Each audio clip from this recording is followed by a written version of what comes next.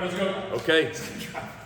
Fire away. What you got? Chip, I know that we were talking about the other day, and he was saying, going for fourth down was something you guys wanted to do. You guys wanted to put, TDs on the board, things like that.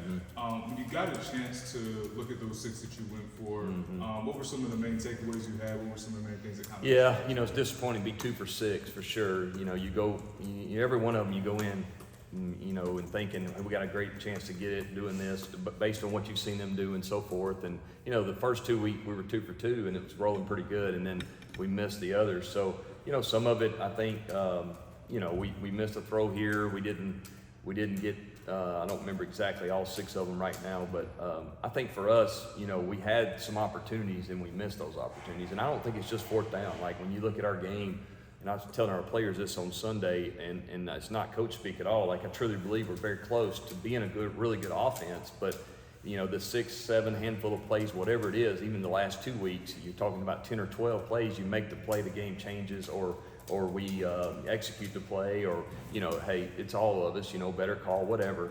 But this group's getting better. When you watch the film, you can see that. That's obvious. The O-line's improving. They're young and inexperienced and getting better. Quarterback. Jacoby, I see the progress there. So to answer your question, the fourth downs we missed on those 4, and that's but that was the philosophy we had taken based on studies and the analytic part of it. And coach, I'm always ready to go, and when he says we're going for it, or most of the time he'll say, hey, on third down you got 2 downs here, which sometimes allow you to run the ball on third down, which is that we almost got it on one run Saturday and made the fourth down shorter. But at the end of the day, we got to do a better job really converting on those along with third downs. I think that was kind of the story of the game. Missed opportunities for touchdowns, and then third and fourth downs. I actually was going to ask that as well. Because, it did seem, the ball moved around, pretty well outside of, obviously the drives ended on fourth downs. What aspects of the other day do you feel are, kind of sustainable for the offense moving forward? I think I love the plan we had. Going back and looking at, you look at it as a coach 5 or 6 times, and the things that we were running, the things that we had prepared, I thought it was a good opportunity for us to run the football. Last year, if you remember, we played those guys. We didn't run it very good against them. We threw for some yards and had a punt return, and they do a really good job on defense. They try to outnumber you in the box, and I thought we did a much better job of handling that. And we had some misses every now and then on first down that put us behind the sticks, but really overall, I love what we had planned. I think at the end of the day, when you play a pretty good team like Pitt is, you better every opportunity you make. Right now for us, we have to make those plays. We don't have the ability right now as an offense to miss those opportunities and then make up for it later, because you only get so many. So, and really, I think that's across college football all over the country. I mean, the parity, I think, is more than it's ever been. And when you get opportunities to make plays, you got to do it. And then I think, too, as coaches, we got to make sure we're doing a great job of putting them in the best position possible. And, there's 4 or 5 plays that I wish I'd done something a little different, but that's always, that's going to happen every game, and I understand that. But the guys are really, really, the attitude's great. The guys are busting their tails trying to make plays and get better, but we got to seize those opportunities when we get them. Chip, I was going to ask you, you were just talking about the third down. Yeah. You've gone through 6 games where you had a quarterback to start one game, and then you tried another, and then there's been a lot of turmoil of trying to sort that out. Yeah. How much does that sort of, it takes time to sort of become cohesive, all these little things. Do you think that that's had any impact to sort of try to sort out the quarterback situation? You know what, maybe, but really, we rep it during the week. We give them the looks during the week. At the end of the day, I think it comes down to, each play, like they'll play cover 3, let's just say, versus one play. Well, then that play looks this way. Then it's man the next look, and it's this way, and quarter is the next, and then 6. And, so getting the reps of all the different looks, I think, for a quarterback is important. And an inexperienced quarterback, a lot of times, they haven't seen all that. They don't have that library in their head, of, hey, 4 verticals versus cover 2, this is what I'm thinking. 4 verticals versus cover 3, I'm thinking this. And that's really elementary, an example. But I think the more he plays, the more he gets comfortable with all the different concepts, that go along with it. And then third down's its own animal, because now you're adding pressures, right? You're adding, they're a 4-down team, but on third downs, they like to get in odd. Now I've got to make sure I got the protection right. There's a lot that goes on up there between the center and the quarterback and the running back. So I think the more he plays, the better he has gotten, and he's shown that. And again, at the end of the day, if you make some of the plays that we have the opportunity to make, maybe you're not in those third and longs. You know, you want third down to be 4 to 6, and you got a higher percentage or better chance anyway to convert. How much did you use analytics when you were at Troy? You know, I did use it there. You know, as a head coach, I was kind of new then a little bit, not new, but newer. In other words, we signed up for that service while I was the head coach there, and I can't sit there and tell you that I did exactly what they said every time. I think there's a human element to it, but you know, it's something that I think if you really research it and study it, it does make sense. And you see guys across the country using it. At the end of the day, we had our opportunities to convert and didn't. You know, we had the 4th and short at the end. I feel like we had a great opportunity. I didn't like the spot as any offensive coordinator wouldn't, but I really didn't like the spot to play before, if I'm being honest. But anyway, you know, you get the ball there, and I think 28 will tell you, you know, we got to get that first down, and then, you know, I think, you know, a couple of the throws we just were a little bit off here and there, and you know, that's what gets when you go to 4th down. There's risk and reward with it, and you know, I think we got to do a better job just converting. Max says a lot of this stuff is determined on by Thursday. You kind of Yeah. have a really good idea if you're going to use the analytics or not in these situations. But how often do you find yourself in the moment thinking, you know what, I've got to go with the gut here and not the analytics, and you got a very short period of time. But what is that process like going through that? Yeah, well, coach does a great job. He'll tell you in 3rd down, hey, this is 4 down territory, and 3 or less, 4 or less, or whatever, based on the analytics. So you got an idea before the 3rd down, usually what it's going to be, you know. And then it goes back to what was our 3rd down call plan, what fits versus what they show, and then, hey, yeah, I can run it here because I know we're going for it on 4th down anyway. I think last year we did a really good job of that at times when we would actually just get the first down when we were running the ball because they were looking at throwing. So to answer your question, for me, it happens fast. It's not as much of a gut feeling as I'm reacting to what coaches kind of determined that we're going to do. And it's done ahead of time. I mean, and those analytics people that we deal with, they do a great job. They'll analyze both teams before the game, and it's a book you get every week, and it changes. It's not just one standard deal all the time, like a 2-point chart or anything like that. And so I think when you look at analytics, we used to not have that when I played and first started coaching. Everything in the world's evolving, and you know, when you really sit down and study it, a lot of it makes a lot of sense. I do think there's some human element to it, and the head coach makes that decision, and then we got to try to execute it. And really, that's kind of, you know, if we were 5 for 6, maybe we win the game. Instead, we were 2 for 6, and so I think every decision I was on board with for sure, and you know, we got to figure out how to execute it. When did it start becoming the 4th down play, go for it, 4th down? Is there any coach that you know that's got accredited? You know, not really. Almost every time? It's hard to say. When I was at Troy, that was in 19-ish, 20, probably 19. I think that's when it became, in my mind, probably a little more common, I would say. You know, there's been some guys over the years. I remember growing up, Steve Spurrier was one of those guys that did that, you know, and you know, I think he went for a 4th and like 15 one time. I was watching, I was a kid or a high school coach then, and converted it, and everybody thought, wow, that's unbelievable. If it's incomplete, you know, everybody thinks he's not real smart, but he throws it for a touchdown. Danny Warfel, I think. So I don't know. I think in the last 4 or 5 years, it's become the norm, so to speak. And you know, you're limited possessions now. The clock runs different, right?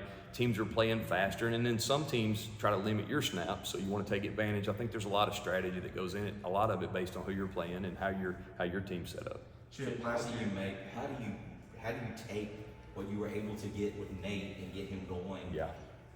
To the degree that you got him going Yeah. the other day, and make sure it's not a blip on the radar. Yeah, I agree. Obviously, Yeah. he hasn't been Huge part of it, very involved. and you know, he was banged up a little bit last few weeks or a couple weeks, but having him back healthy is a huge part. He's a veteran guy. He's got the ability to make plays in space, and we got to keep finding ways, creative ways to get him the ball and get him touches, and then some of those plays, and then on top of that, the regular plays that you call, the coverage dictates that the ball goes to him. So you add those to it. Now he's looking at I think, what do you have, 10 catches, something like that? 13 targets. Okay, Yeah, 13 targets. You're looking at a double-digit target day, which is something we got to have, I think, and we got to get more out of that for sure. Chip, last year you guys are able to have a lot of success against Georgia Tech, scoring 42 points. Yeah. But Coach Brown was saying that the statistics have shown that they've improved a lot Yeah. this season, only allowing 19 points per game. Yeah. What is it that they are doing that is behind that? Well, they got a new defensive coordinator, Tyler Santucci. He was over at Duke, so very familiar with him. Great guy, know him pretty good, and he does a great job of really trying to take away what you do well. And when he was at Duke, they did a good job of that. We had the double overtime game here last year. This is a different defense, I think, than what they had before. Schematically a little different too in coverage, but also just they've got a lot of new personnel. I think they only have maybe, I read 2 starters coming back, 3 starters, I think, 1 at each level. So they got fresh faces in there. They got some transfers. They got kind of a new approach. You know, sometimes when a new coordinator comes in, just a new philosophy, new approach. And what I see them doing is playing extremely hard and fast, and they're going to play. They're going to pull the trigger and be there. You know, and we got to do a great job of keeping them at bay a little bit. But tough defense to prepare for. Good defense, similar to last week. Do a lot of. They're going to try to muddy it up for you. Have you had maybe any extra conversations with Nate, knowing this might be an emotional weekend for him? No, not yet for sure. It's too early. How did your high school coaching career at Georgia impact your college career? Yeah, you know, I think anytime you're a high school coach, you're, you know, you really do it, and the players are at that age where I think you can make the most impact on those guys. They're what, 14 to 18 years old. You see them in a different time of their life than we do here in college. So, you know, all I ever wanted to be was a high school coach in the beginning. I never dreamed of being able to do what I do now. So that was something that I think I did it for 14 or 15 years, and I think it you know, from the standpoint of having a relationship with your players and making sure that's the number one thing. And today I think that's more important than ever. I think that's a huge advantage. It's not just a business and guys just, hey, come here, produce and get out of here. I want to have a relationship with our players. And I think being a high school coach where you got to deal with, hey, my mom's making me stay home and keep my little brother or whatever, or we got a dentist appointment today, I'm gonna miss practice, you know, you got to find ways to get around that creatively. But I just think the personal relationship is what I take the most out from being. I had high school coaches that were really impacts on my life, and really wanted to be like those guys. My dad's a former high school coach, so all those factors I think played a part in me getting into coaching. Chip, you guys have played 2 ACC games, and you have not scored a point in the fourth quarter of those 2 games. Obviously, I know they're different entities, but what would you say are some of the reasons that have handcuffed you there? I think some of them are self-inflicted. I think we have you know, had a penalty here or there. We've you know, missed a throw, dropped the ball. I could really, it goes all the way around. You know, I'm not really I don't want to blame any people or group or, you know, whatever. Coaches, we can do probably a better job, I think, of giving our guys, maybe we need to go back and really look at what we're doing. But at the end of the day, to be good on offense, consistency is the most important thing. Whether you score in the first or the fourth, we're not doing that right now. We're not, and that's keeping us from really being the best offense we can be. You see spurts of it. You see things that are really impressive, and then you see, you know, a handful of plays that you're like, what in the world's going on here? And some of that goes back to communication between the O-line, the quarterback, or in the run scheme, where the ID is on the mic and so forth. So we've got to figure ways we can limit those. I think those are the things that are holding us back when you look at both of them. I think we've played 2 solid defenses as well. They're going to make you earn it. But you're right, the second half has got to be, we got to do a better job as a staff of getting these guys in the second half some more opportunities to score. And, you know, the game's faster than it's ever been from the standpoint you don't get as many series as you used to. So we got to make them count, and that's what we're not doing right now. Jacoby has been long on a lot of the deep balls. How much time does it take for a guy in his situation to kind of work that out to get more accurate on those things? That's a good Especially question. with the arm that he has. Yeah, no, that's a good question. I think there is an element of getting that feeling, that rhythm, that timing with the wideouts. I think that Jacoby, if you really look, he's got the ability to throw the ball, you know, the length of the field, the width of the field, and reach out and touch people from different parts. But I think, you know, some of the things that go into that are, you know, we got to make sure, hey, our feet are set on time, the ball's out on time. If you're late now the coverage is, you know, a little tougher and so forth. And I think it's like I said earlier, it's all of us doing a better job every play. It takes 11 guys, and you know, the throw's off, but maybe the route wasn't the right depth, or maybe he had pressure or a guy in his face. I know a couple of those times happen. So as a unit, though, it comes down to execute. And I do think he's made a lot of progress with our receivers, getting that continuity going like you're asking about. But I think there's still some left out there that we can improve on that. Is that one of the hardest things for a quarterback to I think so, get yeah. down? And if he gets to a point where he starts hitting on this, how much does that change what you guys Changes are? the game. Like if we hit, you know, 3 of those balls the other day, not all his fault, obviously, but if we hit those balls, I think we win the game. Now, you say that, maybe they come back and score, who knows? But my point is like we are missing opportunities, and that's what I really wanted to tell our offense on Sunday. And I showed them. I said, guys, if you look at this thing in reality, I said, because I'm not going to tell you something that's not true. Like you're probably 12 to 15 plays from at least being 5-1 and maybe 6-0. Now that doesn't do you any good. We're 3-3. You are what your record is. But the reality is, if we fix these things, we have a better opportunity. The odds are in our favor to win, and that's the truth. We're not that far off. I believe that. I believe in our players. I believe in this team, and I think if we'll get some of that stuff cleaned up, then I think we can finish this thing the right way because we still got half the season left, and that's the reality of it. Chip, Last one here, Adam. it looked like you worked in the QB draw, the design QB draw Yeah. a couple times, and to nice success, I think, on all three of them that you ran. Yeah. Is that one of those wrinkles that because Jacoby is starting to gain some more experience, you're able to add that to his plate? I mean, are these the type of things you're trying to add to his play? I think so. I think the more confidence your quarterback has, and I think some of it is dictated by the look you get too. In those formations, we were getting a look where if they did what we thought, that would be a good call. But it was a good thing for him because the timing of it, he timed it up great.